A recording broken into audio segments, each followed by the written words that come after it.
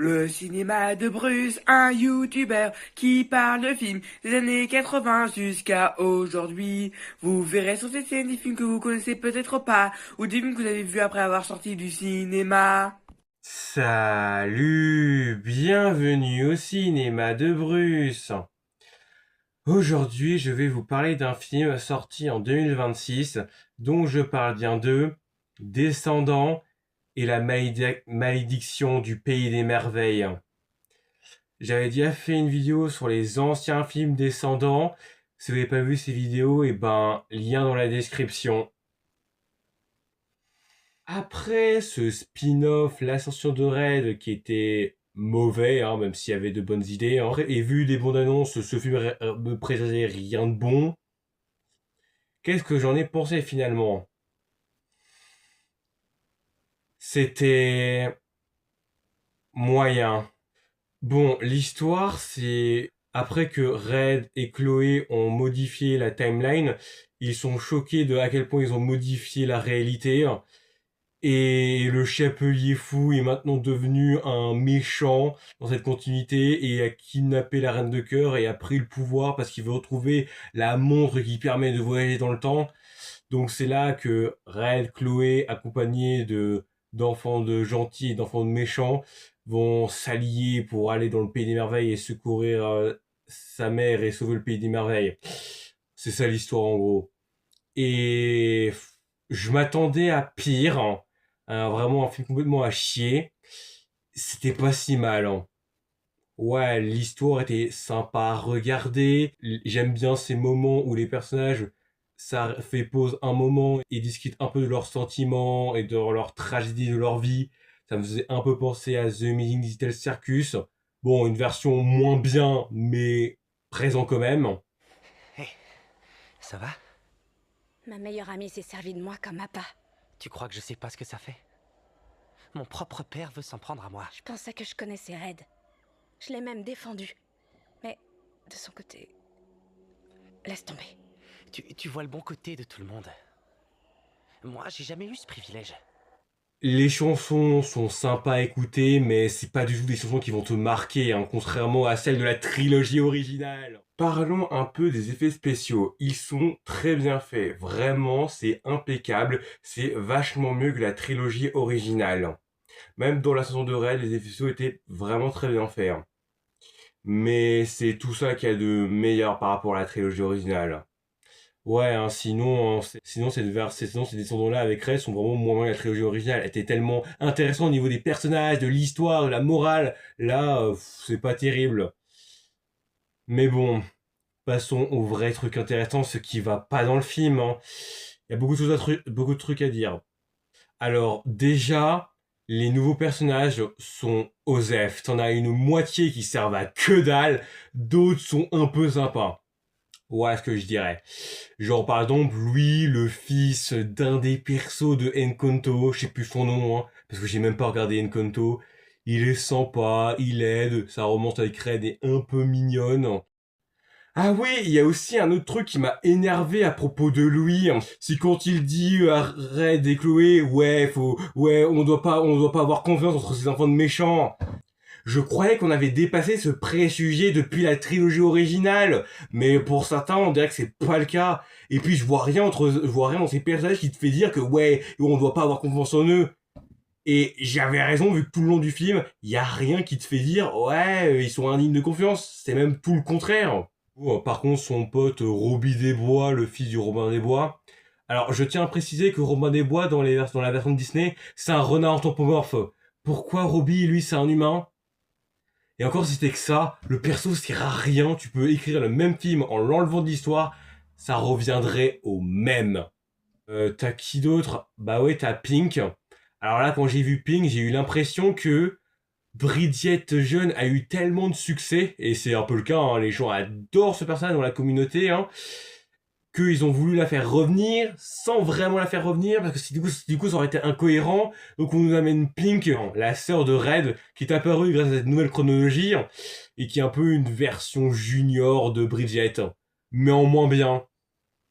Genre Pink, ok, elle est sexy, ok, elle a quelques moments bien, mais sinon, le perso est un peu osef. Passons maintenant aux nouveaux enfants de méchants. Alors là, quand je les ai vus, je me suis dit, c'est quoi ces ados edgy emo de merde? On est tombé bien bas, hein. Adieu les charismatiques mâles, Evie J. Carlos aux personnages intéressants comme Uma, Java ou Celia, et bonjour à ces versions inintéressantes des enfants de méchants. Ok, bon, allez, j'abuse un peu. Max, le fils du chapelier fou, il est assez sympathique à avoir. Son histoire, même si c'est un peu simple, ouais, il est pas comme son père, mais les gens le réduisent qu'au fait qu'il est le fils du chapelier fou, et lui veut prouver qu'il n'est pas comme son père. C'est pour ça qu'il veut aider Red à le vaincre, parce que, pour prouver qu'il n'est pas comme lui. C'était simple son but, mais ça pouvait marcher, ça pouvait être intéressant, et c'était en continuité avec la moralité de la saga que on n'est pas voué à devenir comme nos parents. On peut faire nos propres décisions. Sinon, ses amis, alors déjà, Félix, qui est apparemment le fils de Facilier et le frère de Célia, il sort de nulle part. Alors oui, on peut se dire, ouais, mais quand ils ont modifié la continuité, c'est pour ça qu'on a ces frères et sœurs qui apparaissent, comme pour Pink. Alors ouais, mais bon, quand Chloé parle de ces personnages, elles semblent très bien les connaître, donc ça pourrait sous-entendre qu'ils étaient déjà dans la continuité d'avant. Hazel est aussi impitoyable que son père, le capitaine Crochet, toujours en train de donner des ordres aux jumeaux mouches. C'est Félix, le fils du docteur Facilier. Et puis, mais bon, je trouve quand même que ce frère de Célia sort de nulle part, et aussi, comme pour Robbie, il sert à rien. Hazel, la fille du capitaine Crochet, on se calme les fans, ça n'a rien à voir avec CJ de Génération Méchante. CJ avait même plus de charisme qu'elle. Elle est un peu utile, elle donne des conseils aux personnages qui vont servir plus tard, mais sinon le personnage, bof, hein, zéro charisme, elle a un faux crochet comme Harry, hein. Ouais, parce qu'elle veut pas essayer de se démarquer, elle, hein. Et puis sérieusement, le capitaine Crochet, il a un crochet parce qu'on lui a bouffé sa main. C'est pas du tout parce qu'il aime bien ça, c'est pour nécessité, mais sinon s'il pouvait récupérer son bras, il voudrait le récupérer. Pourtant c'est simple à comprendre, faut juste voir Peter Pan, putain de merde. Pourquoi les enfants de Crochet portent un collier comme avec fierté? Ça n'a pas de sens. Franchement, il me manque les enfants de méchants des générations méchantes. Adieu Sidier, adieu Zavon, adieu Freddy. Eux, ça aurait été des personnages un peu plus intéressants s'ils étaient s'ils étaient canons dans les films, mais non. Parlons un peu de Vermisso et de Astico. Déjà dans le troisième film, ils étaient osef, hein, ces personnages, hein. Donc moi je pensais que comme ils allaient avoir un rôle un peu plus important dans ce film, ils allaient être un peu plus intéressants. J'étais naïf. Ils sont tous aussi osef que dans le troisième film.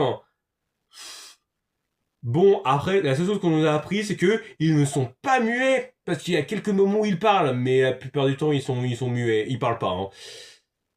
Ah oui, et aussi, ça se voit complètement que ce sont pas des jumeaux, hein. Genre, mais ils ont fait vraiment aucun effort, hein. Ils ont pas la même tête. Voici leur tronche dans le troisième film, voici leur tronche maintenant. Vous voyez bien que ça se voit que c'est pas des jumeaux, hein. Ah oui, un autre truc qui est pas crédible, genre Red et Chloé qui sont en mode « Oh mon dieu, on a changé la réalité plus qu'on aurait espéré, mais qu'est-ce qu'on a fait ?» C'est pas crédible, une seule seconde. Sérieusement, qu'est-ce qui s'est passé en modifiant l'univers?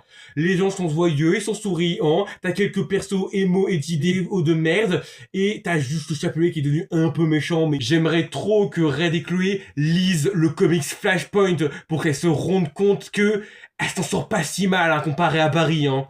Donc d'un côté on a Barry qui lui en sauvant sa mère, il a créé un univers où Batman c'est Thomas Wayne et il est bien plus violent que Bruce Wayne, où il y a une troisième guerre mondiale qui risque de détruire la planète entière. Là on a quoi? Oh on chante ouais avec moi t'es une perfect princess. Oh il y a juste Chapelet qui est devenu fou parce qu'il a pas eu trouvé sa montre magique.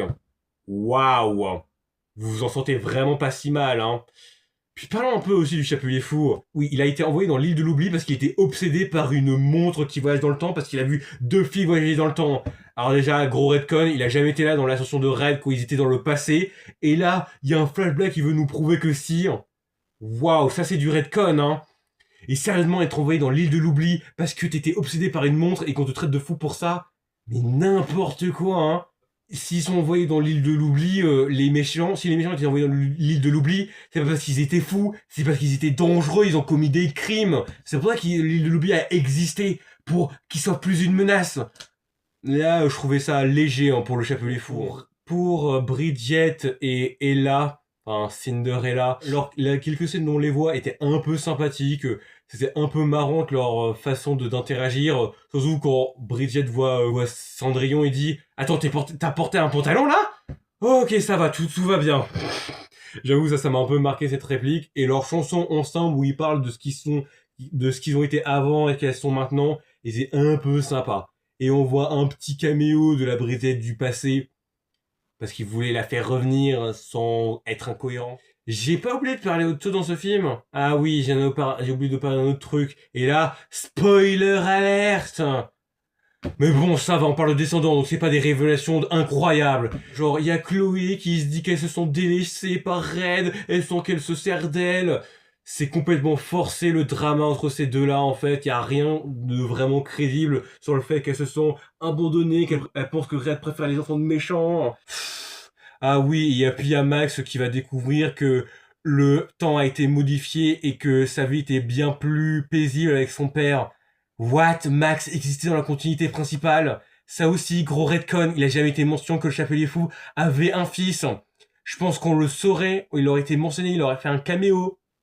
Peut-être il aurait été même invité à aller au Radon dans la saison de Red, et pas seulement Red.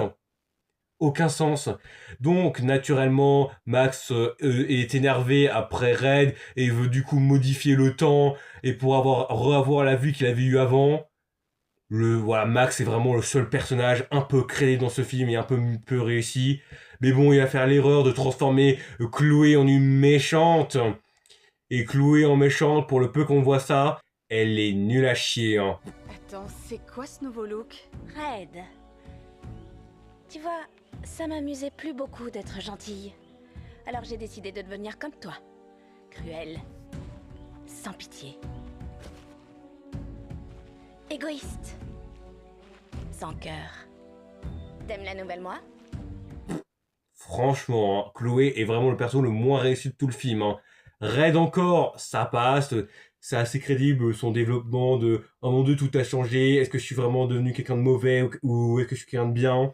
Voilà, ces doutes sont un petit peu légitimes. Ah oui, j'ai oublié de préciser, mais dans ce film, t'as la fille du chat de Cheshire qui est un peu une méchante et qui va manipuler les héros. Genre, elle va tout faire pour créer le chaos entre les personnages et aucun moment les personnages se demandent mais pourquoi j'entends une voix à côté de moi? Et bien sûr, t'as pas Pink qui se dit ce serait pas le chat de Cheshire? Bah non, ils sont cons, hein. Et puis le chat de Cheshire, que dire à part que c'est une manipulatrice sans intérêt qui est un peu utile au scénar, mais sinon, bof. Hein. En fait, le film, il est sympa à regarder, mais t'attends pas un truc incroyable. Il y a quand même plein d'incohérences dans ce film par rapport aux anciens contes Disney, par rapport aux anciens films, des persos clairement inutiles et osef, et des dramas qui tantôt sont légitimes avec Max, tantôt sont forcés avec Chloé, et c'est un peu nul. Et en plus, vous savez, le pire, c'est qu'ils ont prévu de faire un troisième opus de ce spin-off. Ouais, une suite est en chantier, étant donné que la fille du Cheshire dit « Vous pensez que cette histoire était finie ?» Bien sûr que non. J'ai aucun espoir pour cette suite. Elle va être tout aussi pas terrible. Ça va être, cette nouvelle trilogie est vraiment une sous-version de la trilogie originale. Enfin vraiment, les films avec Red sont vraiment pas terribles, même s'il y a des trucs que j'ai quand même appréciés, des trucs que je trouvais intéressants. Ça reste clairement en dessous de ce qu'on avait proposé avec Mal et Vijay Carlos. Et je trouve que Disney, ces derniers temps, ces films sont pas terribles, entre déjà faire des suites sur des films qui pertinemment ne servaient à rien. Coucou Toy Story 5, coucou les remakes Disney inutiles. Vraiment Disney, t'es devenu l'ombre de toi-même, hein. Et pour ce nouveau film descendant sur Red qui va sortir en 2028, je suppose, je vais sûrement le regarder, mais ça risque d'être pas terrible. Hein. Maintenant que j'y pense, j'ai pas reçu de message. Finalement, il se pourrait que t'aies rien à dire finalement. Bon, c'est pas grave, t'es pas obligé d'être là tout le temps, hein. Bref, vidéo finie, mettez un pouce bleu et au revoir.